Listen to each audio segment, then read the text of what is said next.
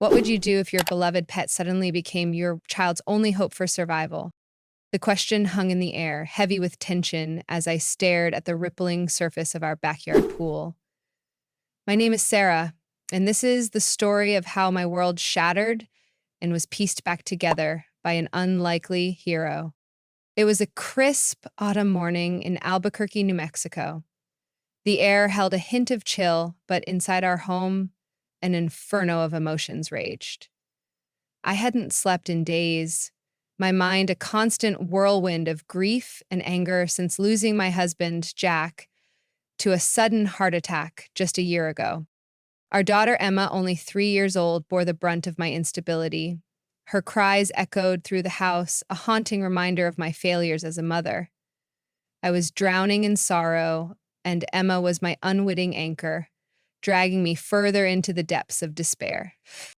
The days blurred together, each one a struggle to find a reason to keep going. I'd lost my job months ago, unable to focus on anything beyond my grief.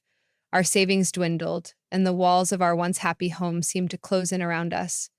Emma's needs became a burden I could barely bear, her innocent face a constant reminder of the life I'd lost. Neighbors whispered, their concerned glances following me whenever I ventured outside. I knew they could hear Emma's cries, but I couldn't bring myself to care. My world had narrowed to a pinpoint of pain, and nothing else seemed to matter. That fateful morning, a knock at the door jolted me from my stupor. 2 police officers stood on my porch, their faces etched with concern. "Ma'am, we've received reports of a distressed child. We need to check on your daughter's well-being," one of them said, his voice firm but compassionate. Panic surged through me. In that moment, all I could see was them taking Emma away, leaving me truly alone. Without thinking, I scooped Emma into my arms and ran towards the backyard. The officers' shouts faded into white noise as I reached the edge of the pool. "Don't touch her!" I screamed, my voice raw with emotion. Then, in a moment that would haunt me forever, I did the unthinkable. I threw Emma into the deep end of the pool. The splash echoed in the sudden silence. Emma's tiny body disappeared beneath the surface, and time seemed to stand still. The officers froze, horror etched on their faces. Neither of them could swim. Just as hope began to fade, a blur of fur shot past us. It was Rex, the K-9 unit that had accompanied the officers. Without hesitation, he leaped into the pool, paddling furiously towards Emma's sinking form. Seconds stretched into eternity as Rex reached Emma. Her small body was motionless, floating eerily in the water. My heart stopped, the weight of what I'd done crushing me. But then, a miracle happened. Emma coughed, water spilling from her lips. Her chest heaved, and a faint cry escaped her. She was alive. Rex gently gripped her shirt in his teeth, pulling her towards the edge of the pool where the officers waited to lift her out. As Emma was wrapped in a warm towel, clinging tightly to Rex's wet fur, the reality of what I'd done hit me like a tidal wave. The officers handcuffed me, their words barely registering as I stared at my daughter, safe in the arms of the dog who had saved her life. The media exploded with the story, "Hero K-9 saves toddler from drowning mother." I was arrested, charged with child endangerment and attempted manslaughter. My world crumbled around me as I faced the consequences of my actions. The following weeks were a blur of courtrooms, psychiatric evaluations, and tear-drilled nights in a cold jail cell. I couldn't escape the image of Emma's terrified face as she plunged into the water, or the sound of her desperate cries echoing in my ears. As the trial approached, I was forced to confront the depths of my despair and the damage I'd done. My lawyer, a kind-faced woman named Maria, worked tirelessly to help the court understand the extent of my mental health struggles.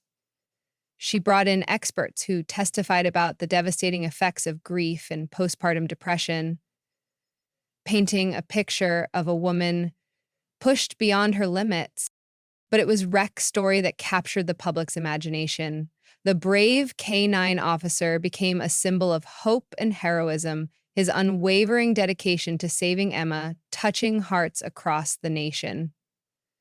Animal rights activists and dog lovers rallied around Rex, calling for him to receive special commendation for his actions. During the trial, Officer Mike, Rex's handler, took the stand. His testimony brought tears to the eyes of everyone in the courtroom as he described Rex's immediate response to Emma's plight. "I've never seen anything like it," Officer Mike said, his voice thick with emotion.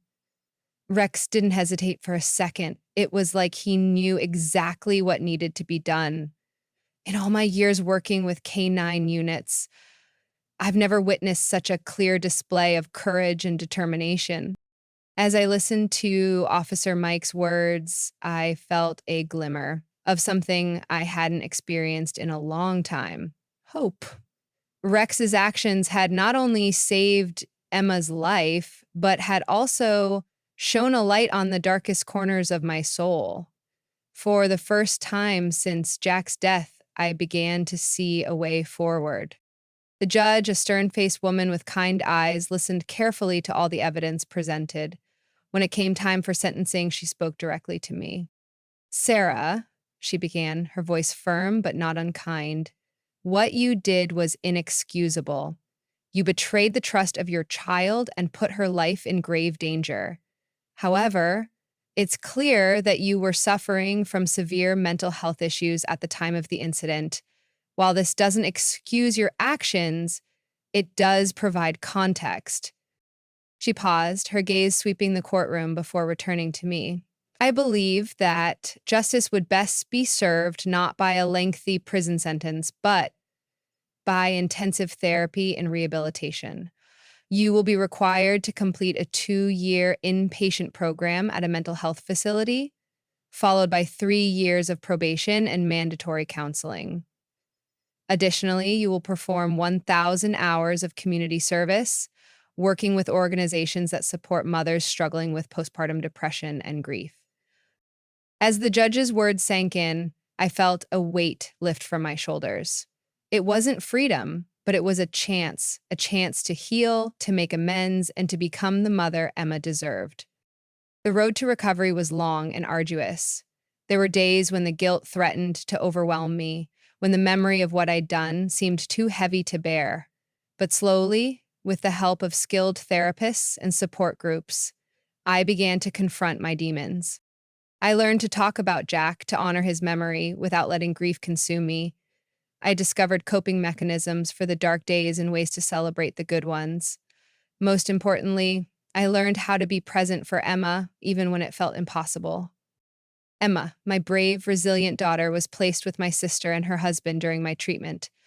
They brought her to visit regularly, and each time I saw her, my determination to get better grew stronger. Her smile, so like Jack's, became my beacon of hope. As part of my therapy, I was encouraged to write letters to Emma, explaining my actions and expressing my love for her.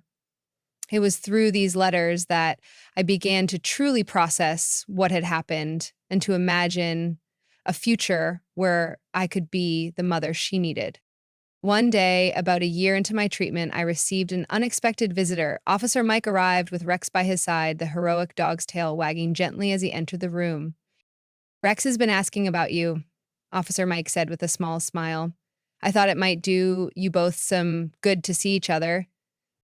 As Rex approached me, his brown eyes full of warmth and understanding, I felt something break inside me. I fell to my knees, wrapping my arms around the dog who had saved my daughter's life, and finally allowed myself to cry for the first time since that terrible day. Rex stayed with me, his steady presence a comfort as I poured out my gratitude, my remorse, and my hopes for the future. In that moment, I realized that Rex had not only saved Emma, but had given me a second chance at life as well. As my treatment progressed, I began to share my story with other mothers struggling with postpartum depression and grief. I spoke at support groups and wrote articles for parenting magazines, determined to raise awareness and prevent others from reaching the breaking point I had. Rex became a local celebrity, visiting schools to teach children about water safety and the importance of asking for help when feeling overwhelmed. His story inspired a children's book series about a heroic police dog, with proceeds going to organizations supporting mental health initiatives for new mothers. Finally, after 2 years of intensive therapy and hard work, I was released from the treatment facility. Stepping out into the sunshine, I felt like a different person, stronger, more grounded, and filled with purpose. Emma, now 5 years old, was waiting for me with my sister. As I knelt down to embrace her, I whispered a promise into her ear. I will never let you down again, my love. We're going to be okay. The journey ahead wouldn't be easy. I knew there would be challenges as Emma and I rebuilt our relationship and as I continued to navigate my mental health, but I also knew that I had the tools and support to face whatever came our way. Rex's bravery had given us a second chance, and I was determined to make the most of it. His unwavering courage in the face of danger had shown me that even in our darkest moments, hope can come from the most unexpected places. As I stand here today sharing my story with you, I'm reminded of the question I asked at the beginning. What would you do if your beloved pet suddenly became your child's only hope for survival? In my case, it was Rex who made that choice.